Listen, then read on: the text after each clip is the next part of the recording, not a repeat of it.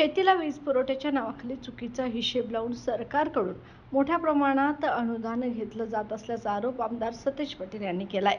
MERCने 500 फीडरवर metre बसवले होते, त्यातून शेतीला किती वीज जाते हे स्पष्ट झाले, पण सत्यशोधक समितीचा अहवाल आजपर्यंत टेबल करण्यात आलेला नाही, यावरही त्यांनी आवाज उठवलाय। पश्चिम महाराष्ट्रातील पाणीपुरवठा संस्था कर्ज काढून शेतीसाठी पाणी योजना राबवत आहे, मात्र या संस्थांना सवलतीपासून वगळले जात आहे। यावर धोरणात्मक निर्णय घेण्याची गरज असल्याचंही आमदार सतेज पाटील म्हणाले।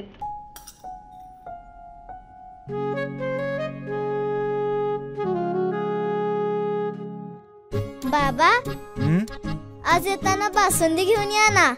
अगं, कालच आपण आईचा वाढदिवस होता म्हणून आणली होती ना। ऐकलं, गोकुळची बासुंदी पुन्हा खावीशी वाटतेय। खरं सांगू, मलाही खावीशी वाटतेय। पुन्हा पुन्हा खावीशी वाटणारी गोकुळ बासुंदी।